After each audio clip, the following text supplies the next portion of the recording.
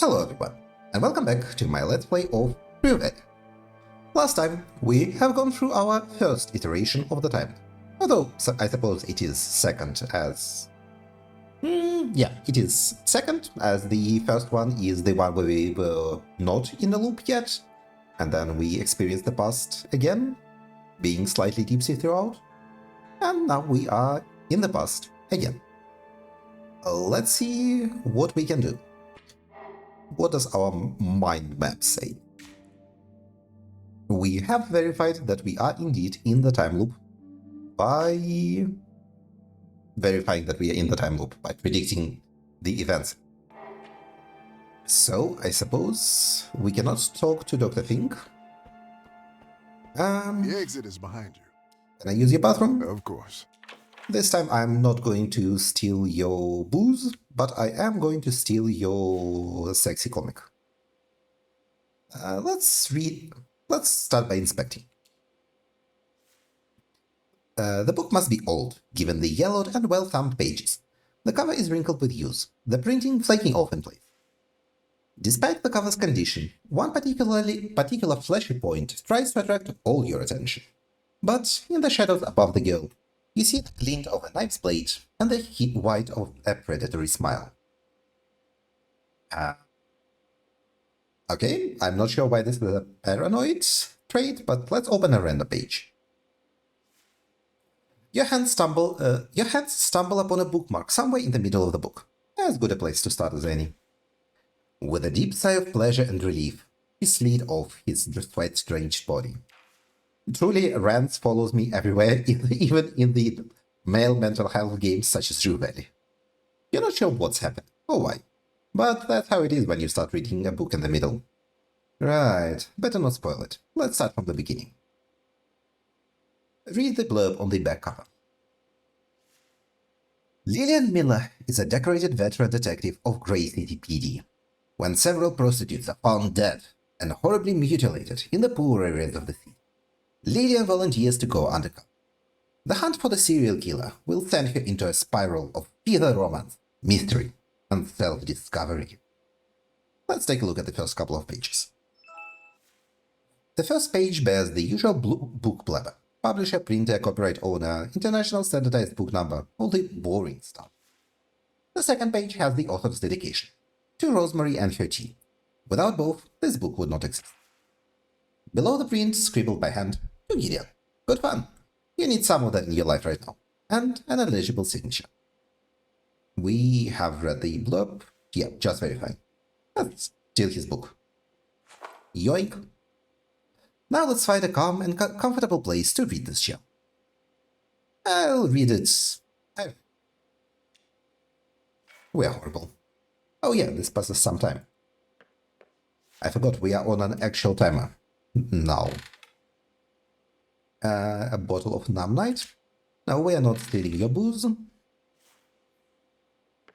This time, we are going booze free.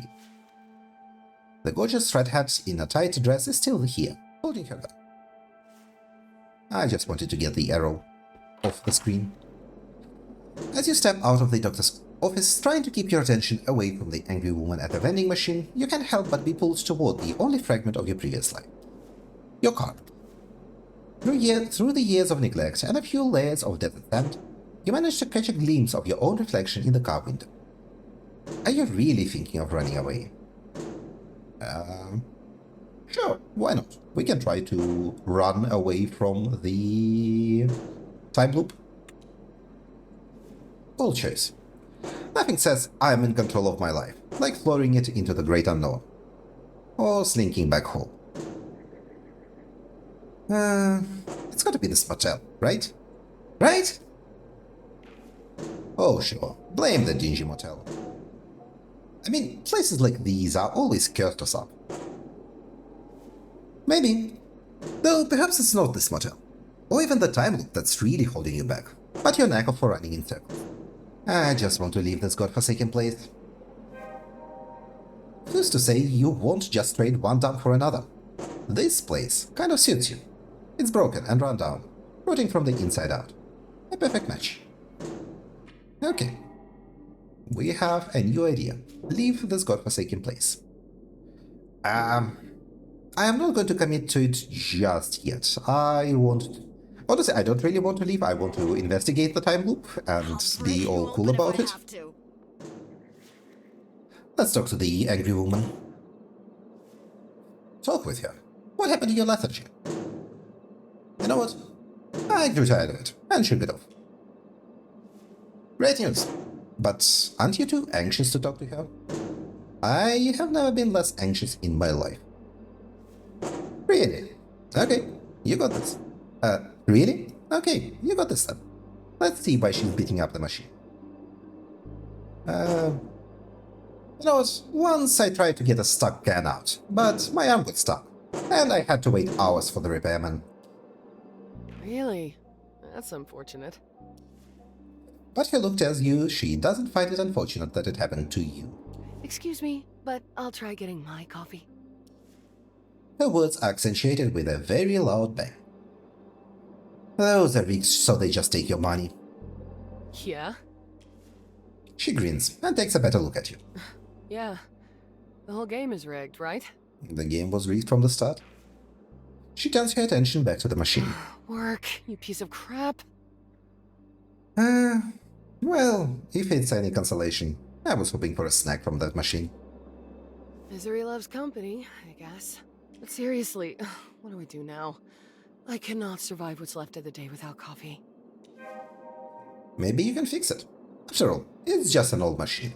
Undoubtedly, the malfunction is caused by something mundane. Well, there we go. Now we have better ideas. Fix the vending machine. But we need 2 inspiration points. The vending machine seems to be stuck. Apparently, the lack of coffee is turning some people into monsters. Maybe you can do something about it.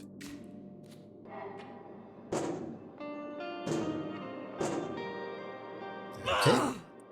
And I suppose we cannot talk to her. Okay.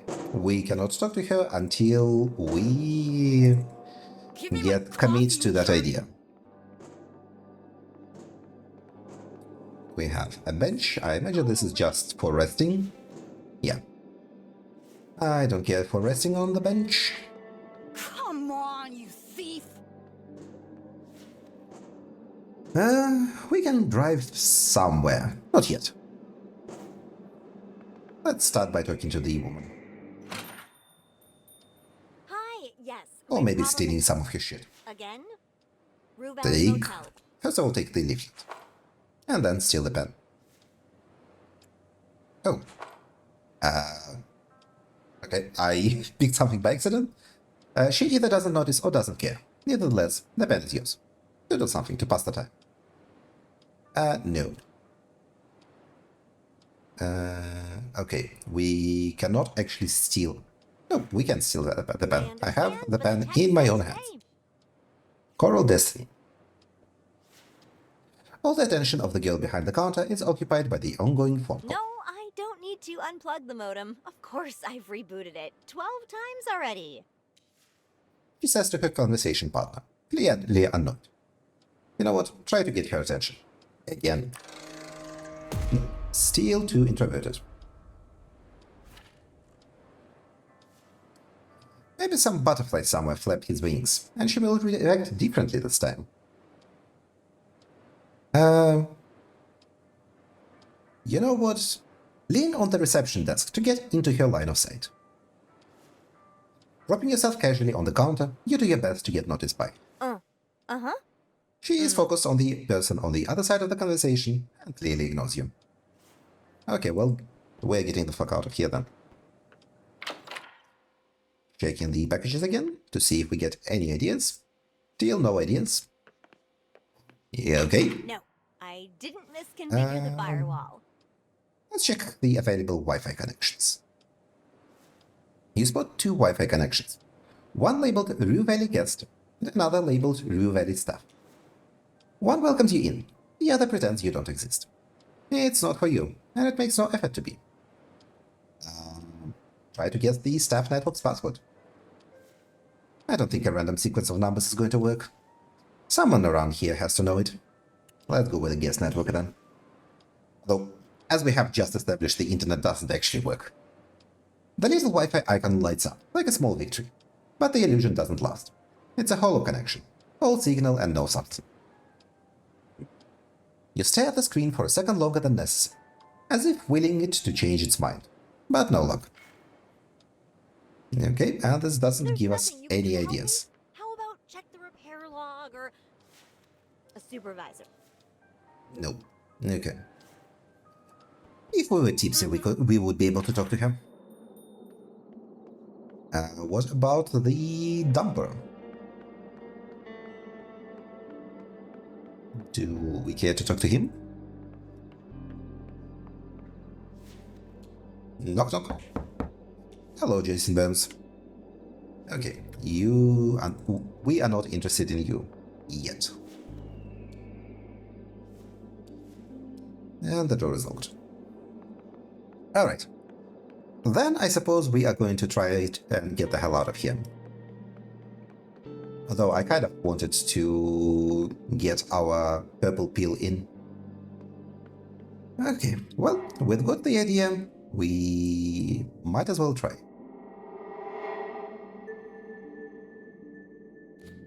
Just sit behind the wheel and get out of here. Drive back home.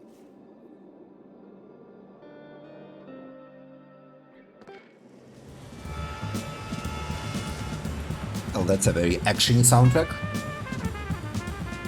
The desert stretches out endlessly. A vast expanse of ochre gravel, barren and desolate. A thin cracked ribbon of asphalt snakes through the landscape, looping like a gnarly scar that vanishes into the horizon. Silence presses in, thick as molasses, interrupted only by the uneven hum of the car's engine and the faint whispers of wind through the dry brush. You know what? Check the fuel gauge. The tank is half empty. You can almost feel the juice running out. Turn on the radio. The static makes only one thing clear. You're more likely to catch a signal from space than any kind of radio station here. That's relatively unusual. Radio typically works almost everywhere. Gaze into the distance. The more you look, the more you see it. The same mountains, similar cacti, copy-pasted bushes, and the identical paintings of cloud. The endless repetition, again and again. Open the window. The dust makes the air outside even thicker than the inside. It's suffocating, no matter what you do. Fuck it, just drive. You keep pretending that everything is fine, that everything is normal, that you're just driving home. But no matter how hard you try, there is no running away from your poor decisions. They've got better mileage. Well, you know, this is just an experiment on how the time loop works. Even through the loud engine ruckus, your ears are pierced by the annoying read. This is the Ulterior Mortis Paralegal Consultant. Unknown number, right on cue. Fuck 'em. Dodging both the paranormal and paralegal? Good on you.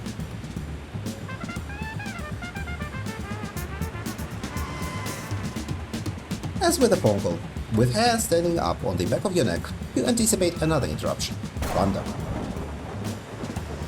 The thunder that still sends chills down your spine. The end is near.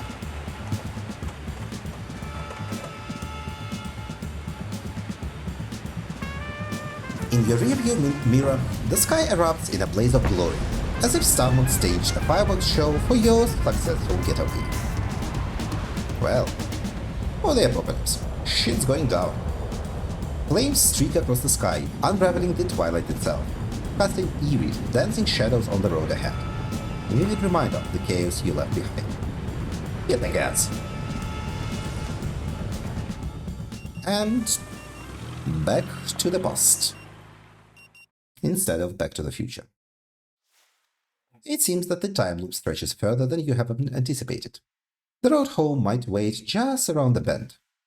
But you'll have to drive like a maniac to actually. Okay. With me, Mr. Harrow? Live without saying anything, and drive like a maniac. Sorry, dog, not this time. I am attempting to get the fuck out of here. Or, kill myself. The car leaps forward like a frantic old man, tires beating dust and gravel with disdain. As the speedometer soars, the landscape blurs into a homogeneous mass of red rocks and greasy shadows. The foolhardy tempo calls to mind another careless driver. It must be one of those Drew Valley things, pushing your luck, even when you're fresh out of it. Maybe he managed to escape. Lingering on that thought certainly won't happen. Also, he definitely didn't manage to escape because we saw the rear view. We saw the shot of his car. Every turn of the wheel flirts with disaster, pebbles ricocheting beneath the chassis, as if the road itself is daring you to lose control. That much.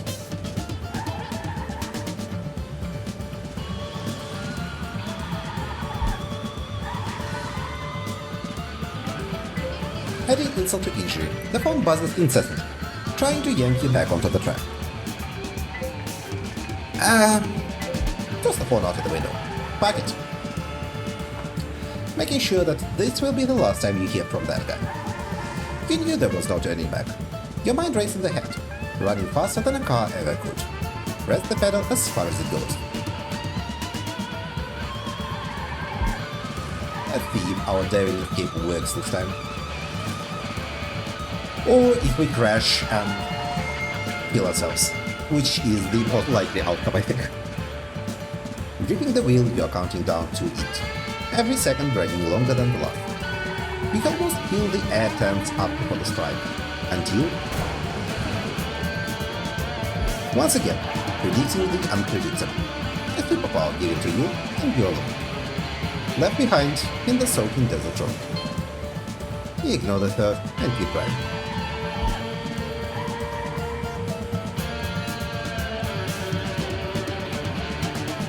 You bash through the desert as the last droplets of rain on the windshield start to fade again.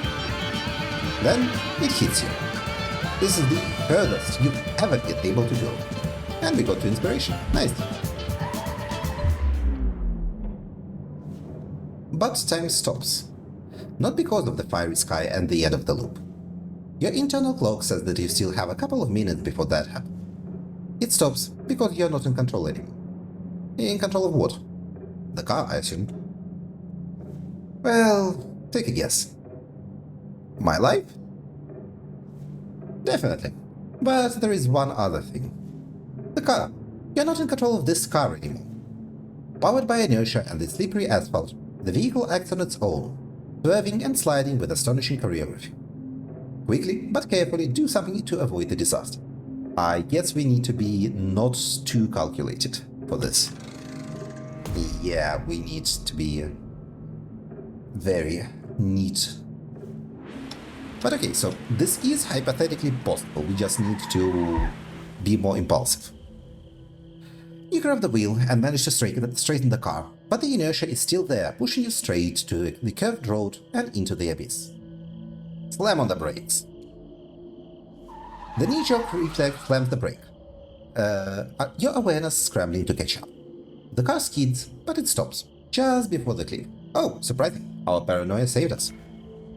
The night sky fires up in the distance. You can't escape. Well, interesting. I wonder what would have happened. Okay, we need a whole lot more willpower to get to the checkout. So let's wake up. Why did we get that screen this time? I wonder. Still with me, Mr. Harrow? Yes. And I have a question. Of course, Mr. Harrow. Feel free to ask anything. Doctor, I saw the whole sky being set on fire. Oh? So what would you say that fiery sky means to you? I'm not speaking symbolically. It really happened. Understood. Well, there are many phenomena that may make the sky look like it's aflame. For instance, recent solar flares have caused the aurora borealis to move much further south than we thought possible. What? At this time of day? In this part of the country? Localized entirely within Drew Valley?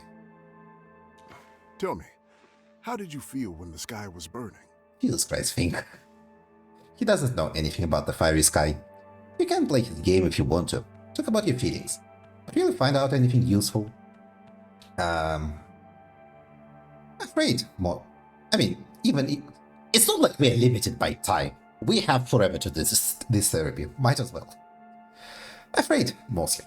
Like a primordial man woke up in me. One that doesn't know how the universe works. No wonder.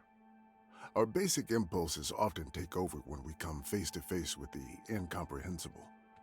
Fight or flight might be a truism, but it's true. What's curious is that you were neither in fight nor flight mode. Often, how we're feeling about something is far more important than what's happening. I urge you to think some more about this, and we shall discuss it next time. Any other questions? Oh, actually, yeah, we didn't get the purple pill last time because we were not anxious. Oh. Nope, that's it. All right then. That's it for today. You should go and check in at the office. Your room is probably ready by now. Okay, Fink. Bye-bye. Yeah, let's go steal his book. Why the hell not?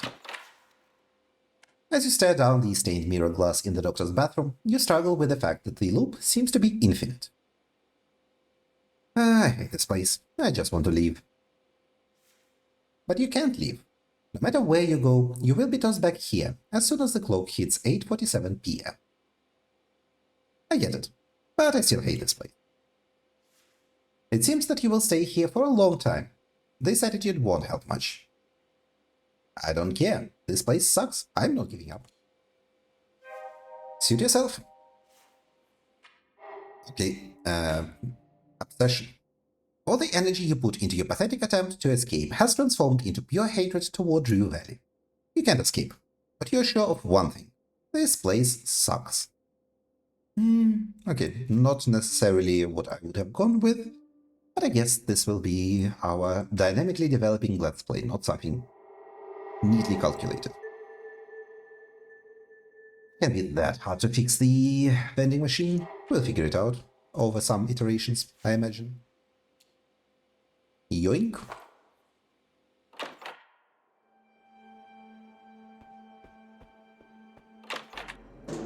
So, let's talk to you. I'll break you open if I have to. Maybe I can help. She looks at you suspiciously. Sure. Give it a go. Okay, we're gripping the vending machine. You know what? Grab the power cable coming from the back of the machine.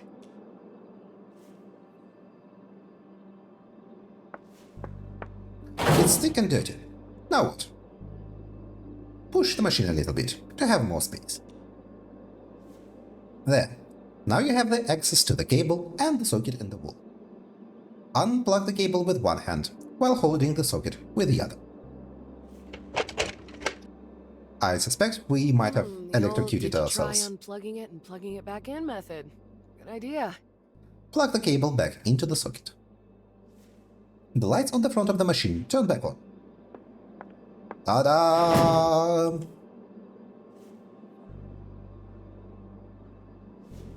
Nothing happens. Ah, crap. You okay? You know what? The trick is to know which buttons to press. That's genius. Relax. I'm watching. Press all the buttons one by one. Button by button, the machine refuses to react to your commands. Isn't working. Yeah, I tried that before. Whisper to the machine. It's listening.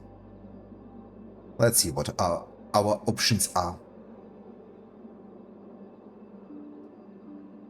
I know your purpose is granting my wishes, so please, give me the coffee.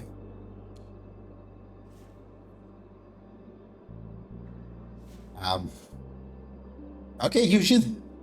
Sure, you do you. Try to fuck the vending machine. The only answer you get is the refrigerator's hum and the electricity's soft puff. Perhaps it just wants to be left alone. Hey, are you talking to the machine? Guess not. Well, it was worth trying at least. Whatever. Was just curious. Intention updated, but Maybe you need to find the right spot to kick. Or maybe turn it off, then back on 7 times in a row. Put in a foreign coin to scoot the stuck one out. Or maybe all of the above, in a specific order. It can't be that hard. Slap the machine. In an instant, the information from the nerve endings on your palm reaches your brain, and pain overwhelms you. Oh my god, are you okay? Did you hurt your hand? I'm just fine. It doesn't hurt at all. Good to hear that. But please don't do it again. Also, you just slapped the side of a vending machine. It can't hurt that badly. Even though only your ego is damaged, she's right. As you keep your hand clutched close to yourself, you are at least content that, come 8:47 p.m., she will not remember this. Grab it and shake it. The machine rattles slightly, its mechanical hum protesting the unexpected disturbance. Still, with each shake, its metallic exterior embraces the playful motion, pulling you're swaying like a dance band. Well, I guess it needs more than a hug. Swirl it counterclockwise.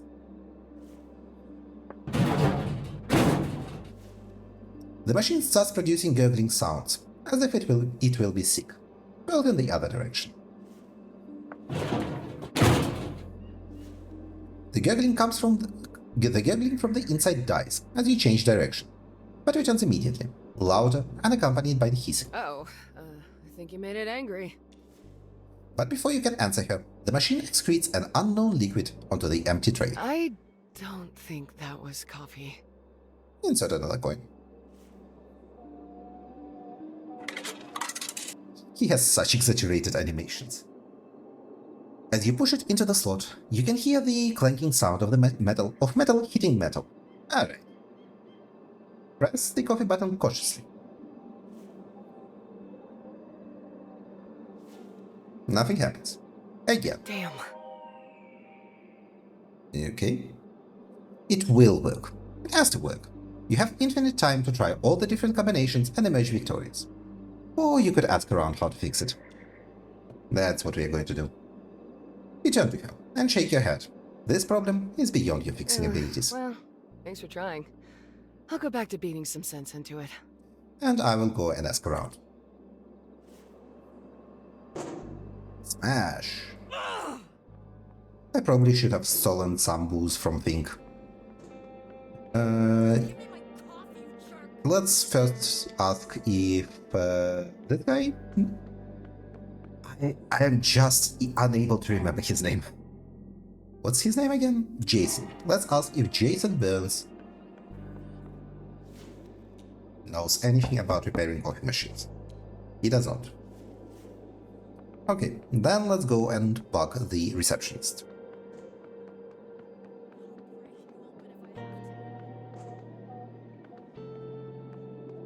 Yes, Rue Valley Motel. Our Coral Destiny internet antenna is down. I am stealing your pen, and I am stealing your leaflet. Okay. We cannot read the leaflet. No, Let's try to get her attention. Oh, we succeeded this time. What? Why? As they say, the third time's the charm. Every setback is a lesson, and you've been an avid student. It took a few tries, but you nailed it. Sorry for interrupting, but I'm in a bit of a hurry. Spread your hands in an excuse me gesture. She looks at you Hey, and listen, I have to go now. So let's yeah, we'll have to manage without it today. I know, sorry. Bye. she looks at you and at first seemingly ignores the plea. But several moments later, you hear her say, "Yeah, we heard that." Oh, hello, Mr. Harrow. How are you? Are you ready to check in? Hey, do you know how to fix the vending machine? It's stuck. What? What? Again? Damn it! Guess I'll really have to push Dad to get us the Fantomatic 3000. Our old bucket has more malfunctioning components than working ones. There is a trick to get it out of the ungem... What? What? There is a trick to get it out of the ungemet, and so far it worked every time. I really should put a sign on the damn thing explaining how to work it. Listen up. You have to press the return change button, but really press it, all the way until you hear the plastic crack. Then simultaneously press the coffee button and the more sugar button 3 times. Easy. That sounds like a tough but lethal combo in an arcade fighting game. Still easier than the crazy maneuvers you pulled through. Thanks, I'll raise a coffee to your health. My pleasure. Enjoy your coffee. Hey, quick question about your Wi-Fi. Oh, Mr. Harrow, I'm so sorry. We're actually having a tiny bit of trouble with that right now. But I can assure you, we're working on it. And what about your staff network? Any chance I could get the password for it? Sure, but it won't do much good. That one is also down for the moment. I'd still like to have it, if you don't mind. Okay, we'll make an exception since this is a rather special case. It's RV staff 1, 2, 3, 4, 5, 6, 7, 8. Once again, we're terribly sorry for any inconvenience. Special case? Well, losing the internet. Doesn't usually happen, I swear. It's such a drag. Sure, thanks. Okay, good, cool information. Also, I am trapped in a time loop. Oh, well, that's an interesting thing to hear. You managed to transform your extreme enthusiasm into pure awkwardness. Anyway, let's get you into your room. So, number 6, the last one on the 2nd floor. Everything is ready for you. And These things were crazy. Here we go again. here, your key card. With the enthusiasm out of the picture, the prolonged explanation of the keycards and electronic locks is also gone. She just holds the piece of programmable plastic in her hand, waiting for you to take it. Congratulations! You managed to make this very awkward. Though, considering your usual awkwardness, Don't you worry about anything. Dr. Fink is the best. and she thinks you're crazy. You think I'm crazy? Of course not, Mr. Harrow. Like I said, you just must be very tired. Why don't you go to your room and get some rest? He's still holding the card. Never mind. Thank you for your trust, sir. Don't I need to sign a document? Oh, you can do it some other time. Don't you worry about anything. Okay, we found a speedrun strat. Yay! Right. We need to do return change plus coffee plus more sugar times 3. Could it really be that simple? Let's find out. Ah, the woman left. Well, let's practice at least. Press the return change button, but really press it all the way, until you hear the plastic start to crack. Then simultaneously press the coffee button and the more sugar button 3 times. The machine stirs to life with a low, resonant hum, its internal mechanisms clicking into place, awakened by your input. Display reads, insert a coin. Insert a coin and press the coffee button. The coin clinks into the slot. A deep grind echoes from within as the coffee button glows, and the inviting aroma of fresh brew begins to permeate the air. The smallest plastic cup ever seen sits ready in the tray. The machine is fixed. But it won't last, will it? Like wiping raindrops from a windshield on a rainy day, the effort you show is replaced by a fresh set of 47 minutes, still blurring what's in front of you. The machine will still be broke come for 8:47 p.m. Sure, but now that I know how to fix it, I can do it again. Yep, information is the key. You're starting to get the hang of it. Well, now we just need to repeat this when... Oh, we can wrap it up. You don't untest the combo to get the vending machine unstuck. Now you can have a coffee whenever you want. And the best thing is, because of the time loop, you won't have to face the dreaded caffeine crash. Okay, let's also get some water. Take the cup from the tray, first of all.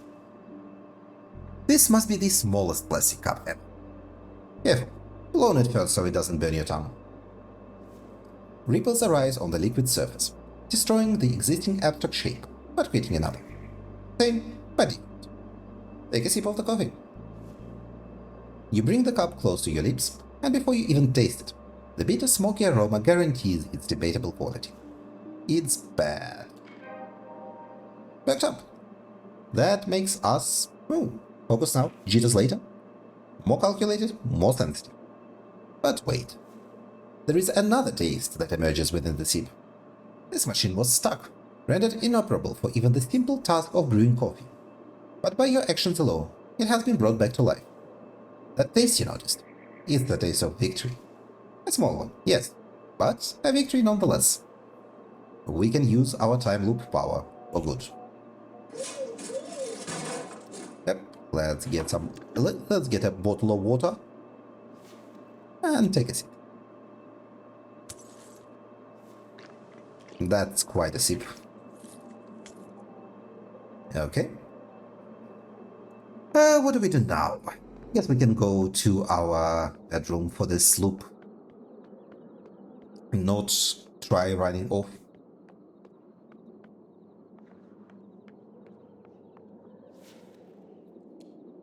Hello, Jason.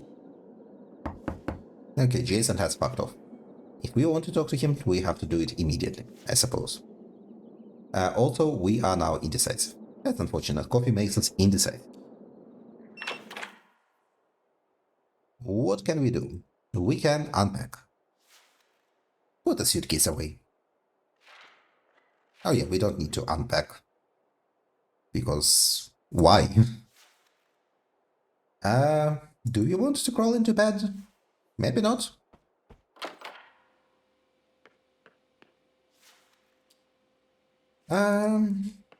What is... I think for this loop we might as well waste a bit of time.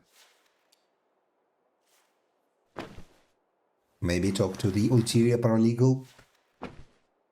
Let's check out the lift again.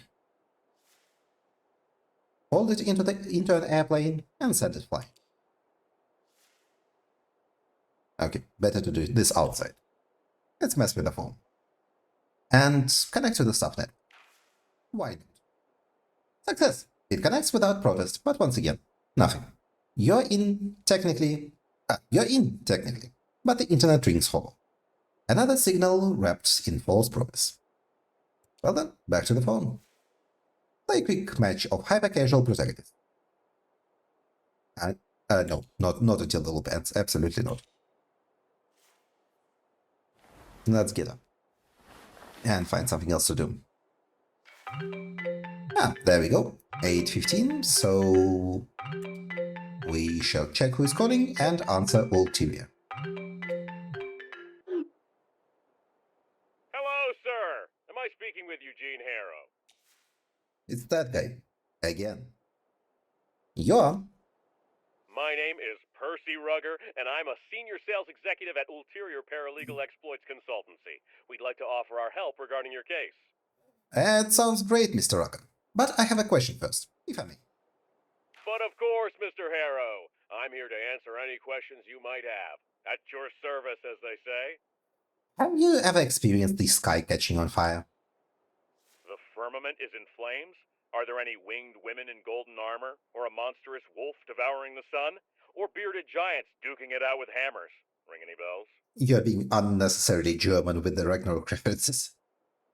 Are you Loki? Is this the plot twist that you're Loki and fucking with me?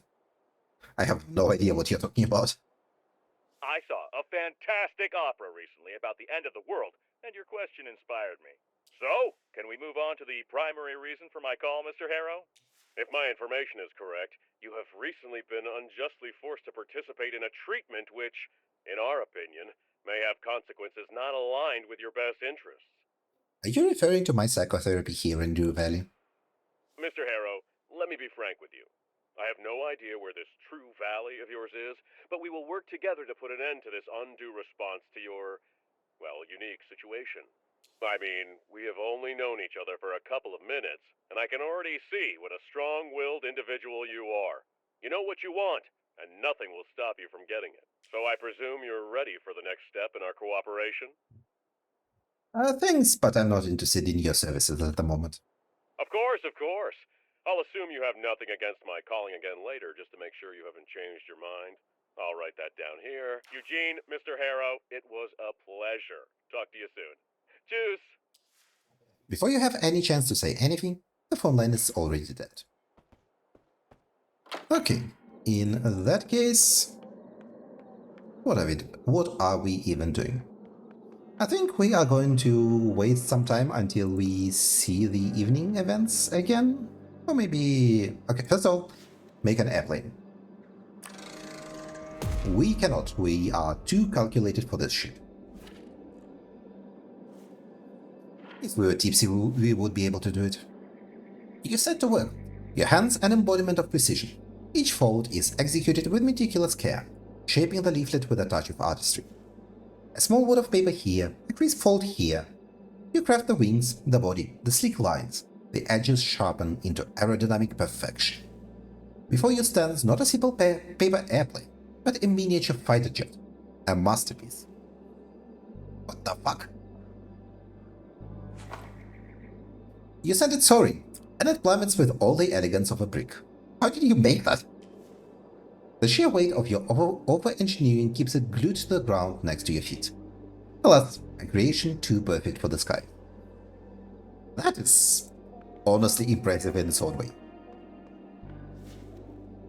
The colors have been bleached by the sun, but you can still make out the image of an orange setting sun, as well as the words Rue Ballet written above the illustration. Inspect the illustration.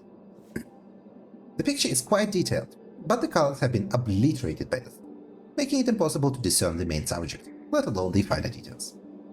You squint your eyes and try to make sense of the confusing shapes, but everything seems blurred and distorted. However, as you keep looking, you finally start to see a magnificent stag, a ballerina dancing gracefully, a lively group of musicians, and an audience dressed in a formal attire. Check the stage. The stage is adorned with elegant curtains, and a strange chandelier is hanging from the edge of the post. Inspect the ballerina. A ballerina wearing a tutu stands in the center of the post, enthroned, with her arms gracefully extended above her head, almost like she is waving to you. Examine the orchestra. The varnished wood of the violins is reflecting the orange hues of the setting sun. The curved bodies of the cello stand tall and proud, and the trumpet player holds his instrument with arched back, his silhouette reminiscent of a tree struck by lightning. Take a look at the audience. The men appear to be dressed in tuxedos, the women in elegant evening gowns. They seem to be fixated on the stage, their overly stylized faces seemingly expressing a range of emotions from awe to excitement. How did a poster for such a highbrow event end up on a wall of a rundown motel in the middle of nowhere? Something is odd here. Re-examine the poster. You look at the poster again, and it suddenly hits you. The heavily damaged letters at the top read Rue Valley, not Rue Ballet. And as you look at the illustration again in disbelief, you start to realize that what you thought was a ballet performance at first is in fact something completely different. Eugene, are you losing it? Take a look at the audience. The audience is a cluster of inanimate boulders, their shapes distorted to resemble people sitting and making gestures. Check out the stage.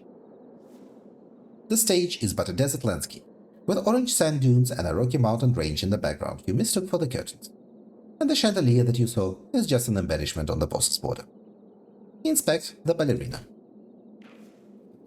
The ballerina is a group of people huddled together with their hands raised, their movements blurred by the damage to the poster. Examine the orchestra.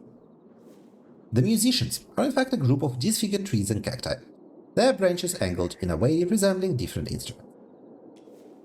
You shake your head in disbelief, feeling a mix of confusion and embarrassment. The realization that you've been looking at a distorted and damaged illustration of a desert landscape all this time, instead of a fancy ballet performance, makes you feel like a fool. But as soon as the embarrassment settles, a more profound feeling emerges. You are so sure that what you are seeing was the truth, and yet it's not. Oh, we got inspiration from this. Could it be that any of your strongest beliefs may be turned upside down, just like this? How can you ever be so sure? How can you ever be sure about anything? Ooh.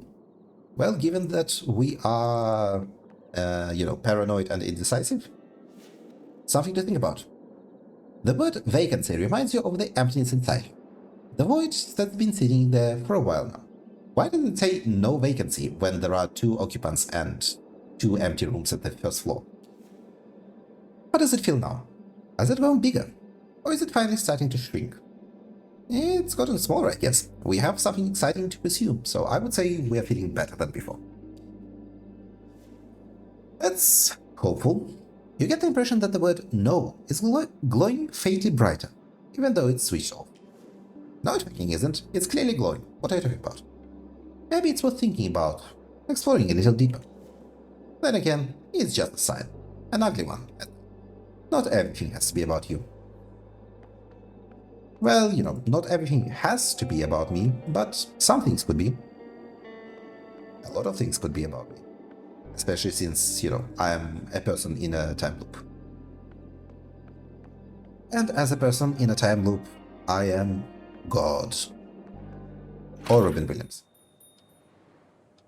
What? It wasn't Robin Williams and Groundhog Day. What am I talking about? How can I help you, Mr. Harrow? Evidently, you cannot. We are not doodling to pass the time.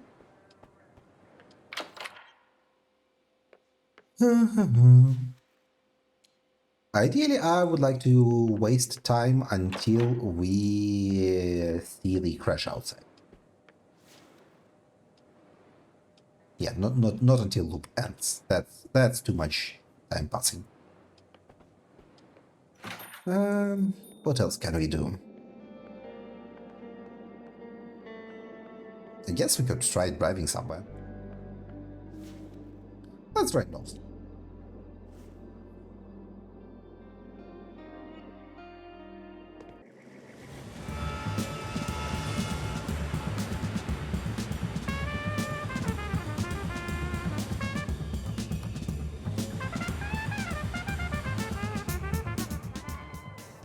Oh, a checkpoint of some sort.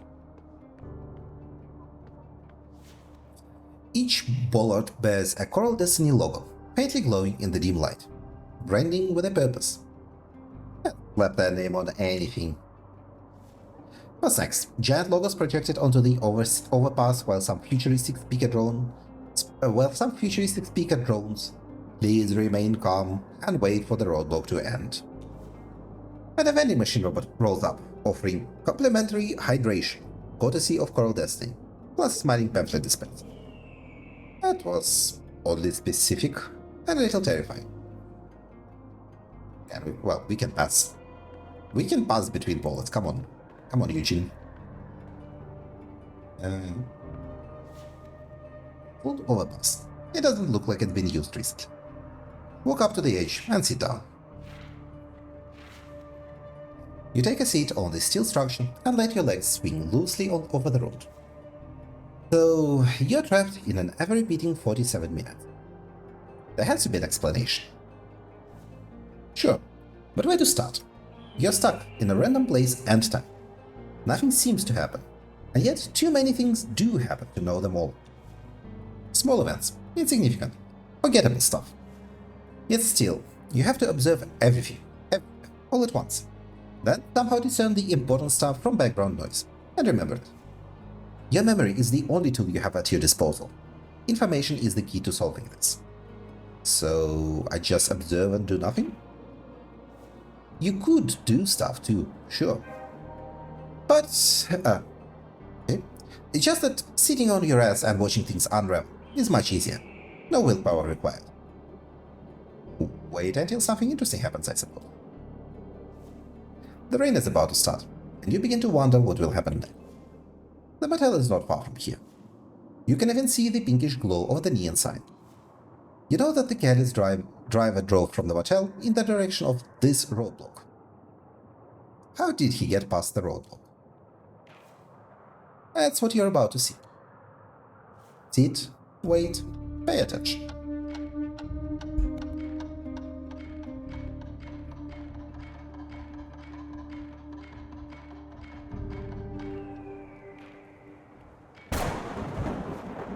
As the thunder subsides, you realize now how with every passing loop seems to startle you a bit less, as if your body is getting used to it.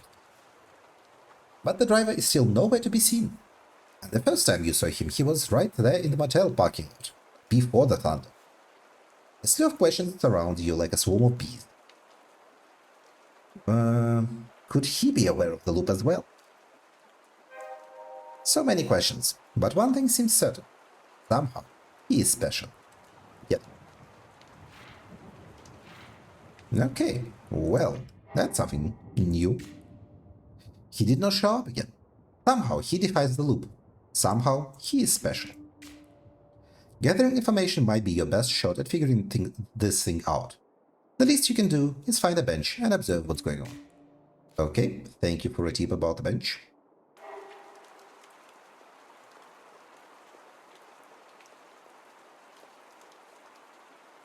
The bleached face holds a message, its meaning long surrendered to the elements.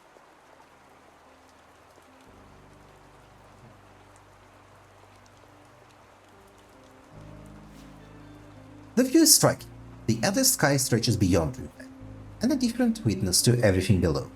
In the distance, the desert sprawls, its surface broken by hills, silent, ancient monuments standing watch over time itself. Below, the river winds through the mountains. Fingers dancer draped in flowing silver, moving to a rhythm only it understands. Enjoy the view. Okay, we are sufficiently indifferent. Surprising. Maybe if we are too indifferent, then it fucks us up. The colors of nature are nothing short of breathtaking. Oh, this is actually the time where coffee helps us. The colors of nature are nothing short of breathtaking, blending seamlessly into the grand panorama before you. The deep greens cling stubbornly to life. The sky's ever-changing gradient. It all comes together in a quiet, effortless symphony. In the distance, the soft murmur of running water adds another layer to the scene. A subtle reminder that life continues to move, always flowing, never still. There's so much to appreciate, not just in this place, but in the world as a whole. World that, somehow, you have managed to overlook. You know what, maybe it's time to act more like nature. Indeed, less like a lonely figure perched on the edge of the world, more like someone within it, shaping it, moving with it. You need this, absolutely. Okay, to inspiration for us. You'll have to continue slogging on foot. Sure, let's walk the rest of the way. See how far we get. We got soaked, which makes us more impulsive. Alas, end of the world. But something we have learned now is that the end of the world comes from the north. So this is the direction we need to pursue overall. You know what? 2 more inspiration and we'll get here.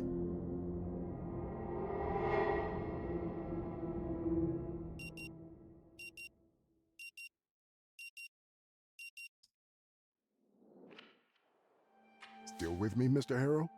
Yes, and I have a question. Of course, Mr. Harrow. Feel free to ask anything. Now that I think about it, it can wait until the next session. All right then. That's it for today. You should go and check in at the office. Your room is probably ready by now. Yeah, okay. And this is where we will end today's episode. Decent progress, things happened, things will happen again. So, thank you for watching everyone, and have a good day. Goodbye.